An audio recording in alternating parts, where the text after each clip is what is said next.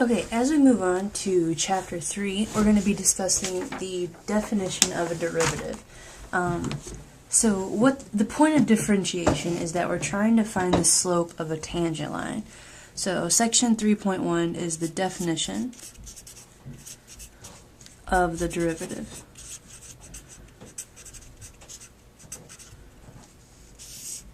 So the derivative at a point, that tells you the slope of a tangent line.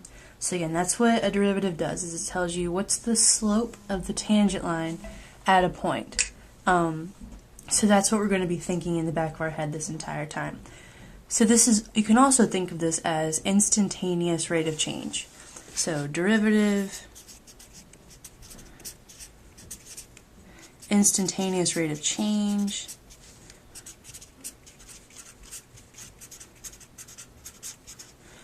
Those are all the same thing. Usually we just say rate of change when we're talking about the instantaneous, but the derivative, the rate of change, those are all going to be the same thing. What they are is the slope of the tangent line. So slope of the tangent line. All of these will be interchangeable. So let's think back to how did we find the instantaneous rate of change. So to find the instantaneous rate of change, we estimated. We had our curve here, and we picked a point A. We picked a point that was really close to it. Let's call it A plus H. Then we found our y values, which was f of A, and then f of A plus H. H is just a small number here. Then we said that the instantaneous rate of change could be estimated using the average rate of change between these 2 points. So we said that we estimated the instantaneous rate of change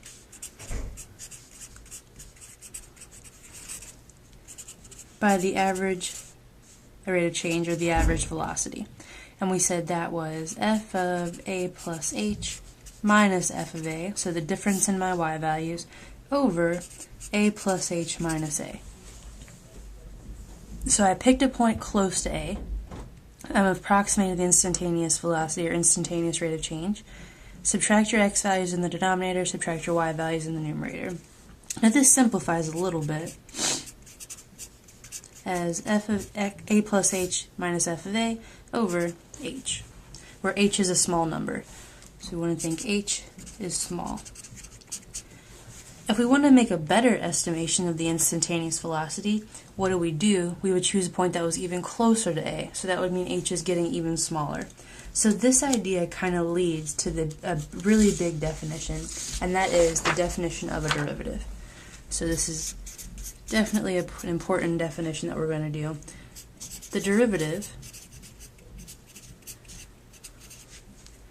of f of x at x is equal to some number a.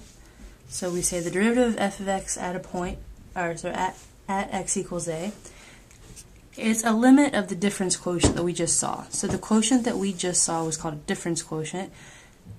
The derivative is the limit as h goes to 0 of that quotient. So the limit of f of a plus h minus f of a, all divided by h. The notation here is, we say this is f prime of a. So the derivative at a value a is equal to the limit of the difference quotient. So let's do some examples here. Let's let f of x be 2x minus 1, and let's find the slope of the tangent line at x equals 4. Okay, so remember the slope of the tangent line is the same as finding the derivative at that point x equals 4. So I'm just going to plug it into my limit here. So f prime of 4, here 4 is my a, is going to be the limit as h approaches 0 of f of 4 plus h minus f of 4, all divided by h. Now let's see what this limit actually is.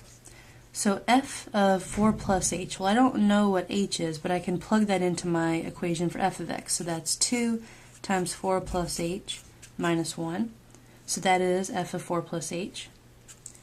Minus, well what is f of 4? That would be 2 times 4, which is 8, minus 1, that's going to be 7. All divided by h. And let's continue to simplify this. Distribute my 2, I'll get 8 plus 2h minus 1 minus 7 all over h. 8 minus 1 minus 7, that's 0, so those all kind of cancel.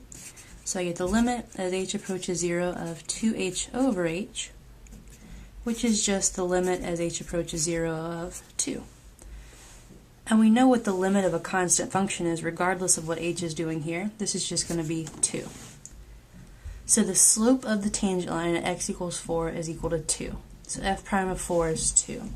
So that's how we would read this. Let's try a different example. This time, let's say we want to find the equation of the tangent line.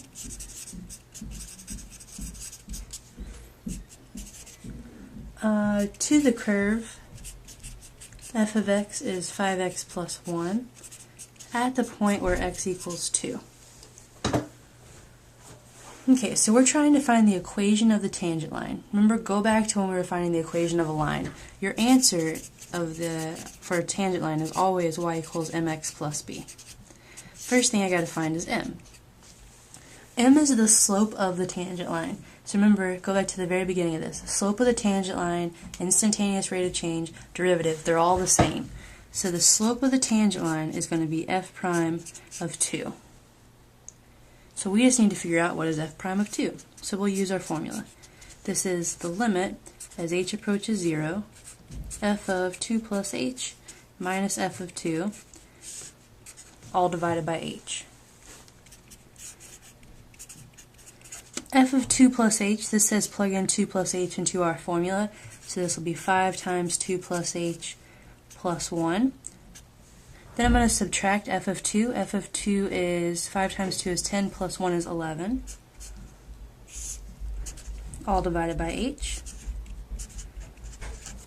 Keep going here, I'll distribute my 5, so I'll get 10 plus 10h plus 1 minus 11 over h. This should be a 5h. My 10 plus 1 minus 11, those all cancel. So I get 5h over h, which is the limit as h approaches 0 of 5. Again, this is a constant, so that's just going to be 5. Doing this tells me that the slope of my tangent line is 5. So m equals 5. Now what was the second part of finding the equation of the tangent line? That was finding b. So I found m, now I got to find b. So to find b, you need a point. What point am I going to use? I'm going to use 2 as my x, and then f of 2. So I use the point that's on the curve. F of 2 here was 11, so that's the point that I'm going to use. So far, I had that y is 5x plus b. Plug in my point. This says that when x is 2, y is 11. So I get 10 is 5 times 2 plus b. 5 times 2 is 10. Subtract it and I'll get 1 equals b. So y is 5x plus 1. So that would be the equation of my tangent line. Let's do another example here. Let's compute f prime of 3 when f of x is x plus 2 squared.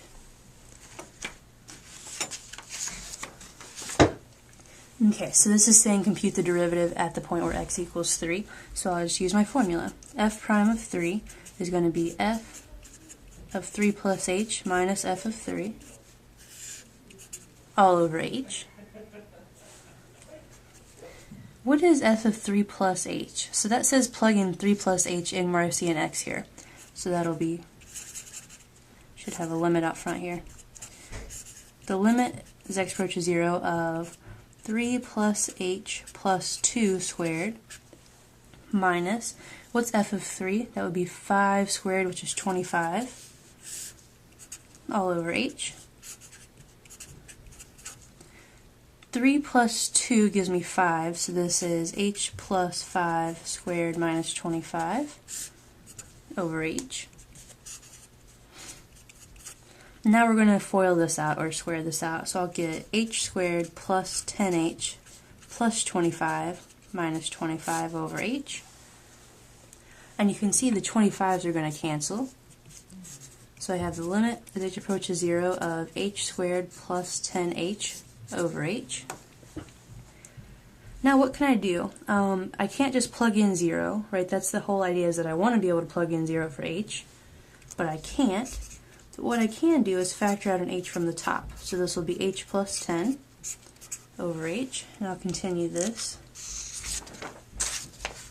So currently we had the limit as h approaches 0 of h times h plus 10 over h. My h's are going to cancel, so I get the limit as h approaches 0 of h plus 10. Now what is this limit? Remember, if you can just plug in 0 for h, do that. We couldn't originally because I would be dividing by 0. So I plug in 0 and I get just 10. So this tells me that f prime of 3 is 10. So I used my equation for derivative, and that's what I got. Let's do one more here. Let's find the equation of the line tangent to the curve f of x is 1 over x at the point x equals 1. So the problem says find the equation of a line. We know the answer is going to have to be y equals mx plus b. Anytime you have the equation of a line, the answer is always going to be mx plus b. First thing I need to find is what is m. So the equation of the tangent line, I'm going to say this over and over, I'm sure. The equation of a tangent line is the slope of the tangent line is the derivative. So I'm going to find the derivative, and that'll give me the slope of the tangent line. So I need to find f prime of 1. F prime of 1 is the limit as h approaches 0, f of 1 plus h minus f of 1 all over h. So I'm just using my limit definition of a derivative. And now I plug this in. What is f of 1 plus h? That's going to be 1 divided by 1 plus h. F of 1 is 1 divided by 1, so I get minus 1. Now let's see what I get. Well, I should combine the two fractions in the numerator. So this is 1 over 1 plus h minus 1 plus h over 1 plus h all over h. So what did I do between these two steps? I changed 1 to be 1 plus h over 1 plus h so that I can have a common denominator. Now I'll get 1 minus 1 plus h, keeping in mind that I do have to worry about distributing that negative. So 1 minus 1 plus h over 1 plus h, all divided by h. Continuing this on, I'll get 1 minus 1 minus h over 1 plus h, all over h. The reason I distributed that negative, because now those will cancel. So I get negative h over 1 plus h. And now, instead of writing all of this being divided by h, remember that dividing by a number is the same as multiplying by 1 over that number. So instead of dividing the whole thing by h, I'm going to say it's actually just being multiplied by 1 over h. Well, now what happens? These h's are going to cancel because of the multiplication. So I get negative 1 over 1 plus h. Now can I plug in 0 for h? I think we can. We're not dividing by h anymore, so we can just plug it in. So I'll get negative 1 over 1 plus 0, which is negative 1. So that tells me that the slope of my tangent line is negative 1. So I found m. Next thing to find is what is b. So to find b, we're going to need a point. What point are we going to use? Well, x is 1, and then I'm going to use f of 1 for my other for my y value. So this is 1, f of 1 is also 1. So far, the equation of my tangent line is negative x plus b. I'm going to plug in 1, 1. So 1 equals negative 1 plus b. So b is 2. So I found my m, found my b. So the equation is negative x plus 2. So the takeaway from all this is that the slope of the tangent line, derivative, instantaneous rate of change, those are all the same thing. We're talking about f prime of a number. So the derivative gives you the slope of the tangent line, and that's going to show up from here on out. So that's something we definitely want to keep in mind.